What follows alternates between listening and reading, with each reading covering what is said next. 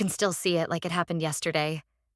I was standing by the office printer, the hum of the machine filling the quiet morning. My coffee steamed in a chipped mug as I sorted through emails. 10 years. That's how long I'd poured my heart into this company, building the sales team from nothing. Then Jake, the boss's son, strutted in. Freshly named CEO, barely 30, with a smirk that screamed he thought he owned the world.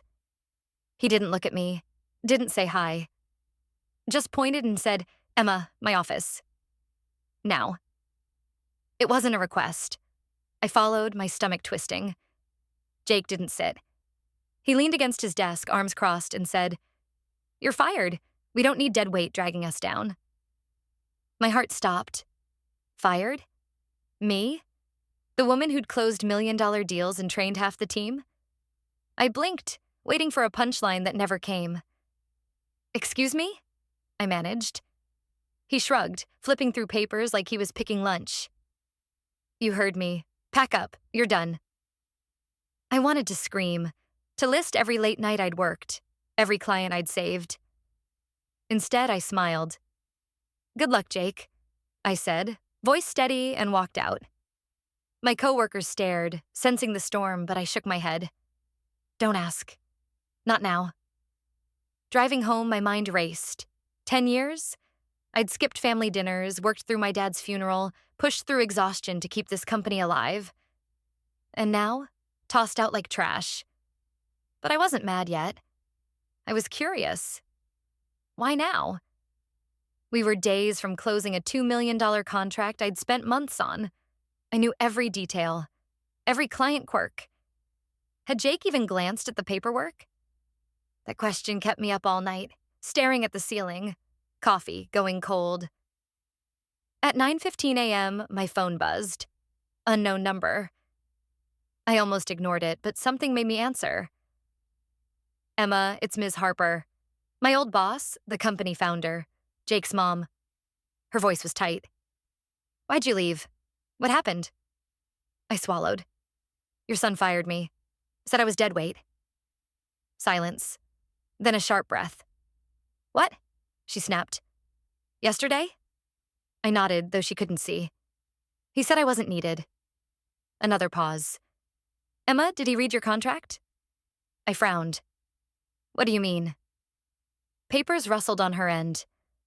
"You're the only one who can legally sign the Horizon deal. Without you, it's dead." My breath caught. Jake didn't know. He'd fired me without checking. And just like that, I felt something shift. Not anger. Control. Ms. Harper hung up, her silence heavy with fury. I sat in my apartment, staring at the city skyline. Jake thought he could play boss. Making snap decisions like this was a game. But real companies don't forgive sloppy moves. I laughed, bitter and quiet. He'd pulled the trigger too fast, and now it was aimed at him. Part of me wanted to storm into the office, watch him squirm. But another part, the one that had swallowed pride for years, wanted to let him crash. My phone lit up at 10:20. Jake, voicemail, then reception, then legal.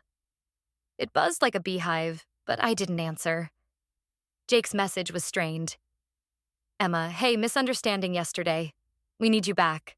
Urgent." "No, sorry. Just panic dressed up as polite." At 10:45, Sarah from accounting called. We'd been close when she was on my team. "Emma, you won't believe this," she whispered. Ms. Harper tore into Jake in front of everyone. She slammed the Horizon contract on the table and asked, "Did you read this before firing Emma?" I raised an eyebrow. "She brought the contract?" "Oh yeah," Sarah said. "It says you're the sole signer for Horizon." Jake tried to bluff, mumbled about new directions, but Ms. Harper wasn't having it. She said, "If this deal fails, your job's on the line." I exhaled. Jake's armor was cracking. "You've got the upper hand now," Sarah added.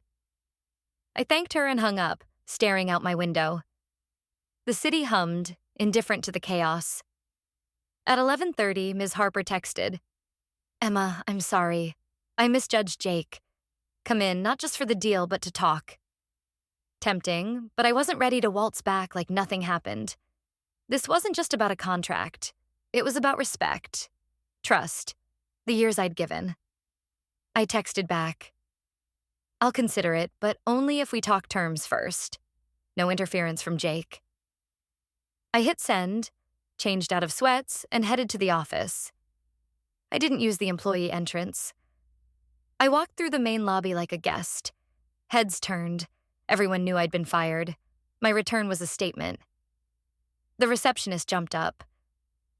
"Emma, Ms. Harper's waiting." The office buzzed with tension as I walked to her office. Conversation stopped. Eyes followed. Ms. Harper stood at her door, face serious. "Emma, thank you." I nodded. No handshake. She closed the door and sighed. "I messed up. I gave Jake too much power too soon. I wanted him to prove himself, but he burned bridges instead." I stayed quiet. "What he did was wrong," she said. "Unprofessional. It risked the Horizon deal we've worked months for." I nodded. "Yes, it did." She leaned forward. "Your contract gives you full control over Horizon. Legally, they won't deal with anyone else. I want you back to finish it. Name your terms." Her voice held regret, sincerity. "I'll return," I said. "But I want it in writing. Full control. No Jake. And this can't happen again, to anyone." She nodded. "Done." I stepped out and saw Jake down the hall, pretending to chat with an intern. His eyes locked on mine, and I didn't look away. I walked past, and for a split second, I saw his confidence crack. By 1 p.m., the boardroom was set. The Horizon team arrived. I reviewed the contract, double-checking every line. Their CEO, Mr. Chen, was tough but fair. He valued trust, and any hint of chaos would make him bolt. I greeted him in Mandarin, a small touch I knew he'd appreciate. His smile was rare but warm. "You remembered?" he said. "Respect matters." The meeting was smooth. 2 hours later, we signed the deal. Ms. Harper approached, relief on her face. "You saved us, Emma." I met her gaze. "You need a leader who knows power isn't a toy." She didn't argue. That night, the weight of the last 48 hours lifted as I walked to my car. I'd come back not as a worker, but as someone who knew her worth. But I wasn't naive. Jake wasn't gone for good. People like him don't vanish. They regroup. The Horizon deal hit industry news. Historic partnerships secured through strategic leadership. No mention of me, but my inbox filled with quiet congrats from coworkers, even managers who'd once ignored me. The office felt lighter, but something was off. My expense reports for the Horizon trip were delayed. Documents I sent came back unsigned. Then an email, supposedly from me, went to a client with wrong info. I caught it because the client trusted me. IT confirmed. No hack. It came from inside. I knew it was Jake. He couldn't fire me again, so he was playing dirty, trying to make me look sloppy. I'd seen this before, years ago, under a shady manager who'd sabotage quietly until you quit. I wasn't that young anymore. I documented everything. Emails, dates, conversations. One day, I overheard Jake in a meeting room, voice loud. "She's erratic since she came back. Not fit for big clients." He was planting seeds, poisoning my name. My blood ran cold, not from fear, but from his calculated moves.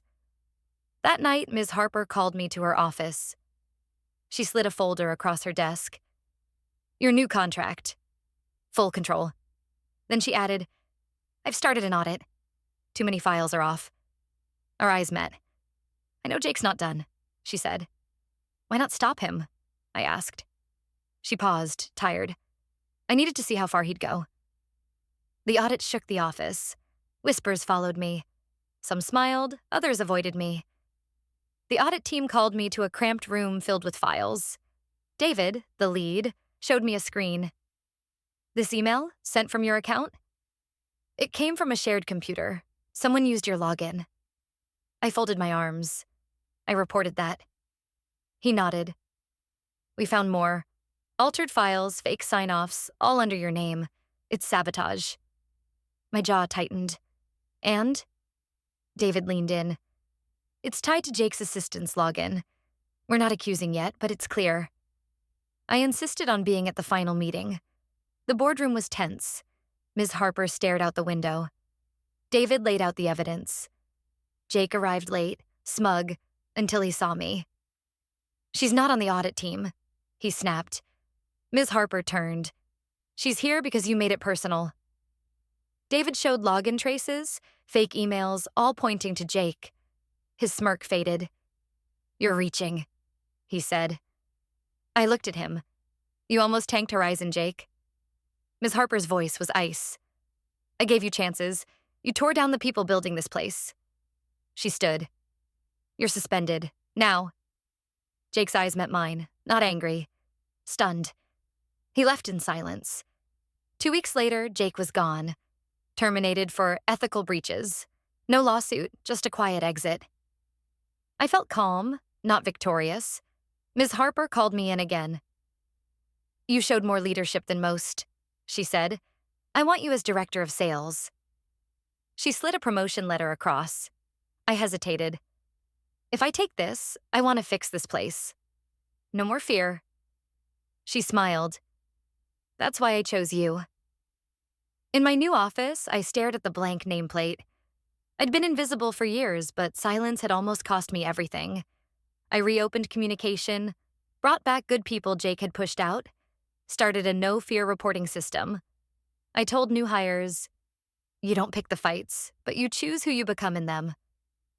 Jake? He's at a small firm now, struggling. His name carries weight, but not the kind he wanted. I passed the boardroom where we'd signed Horizon.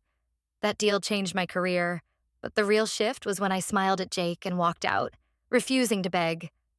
I knew my worth. No one, not a boss's son or anyone, would take that from me again.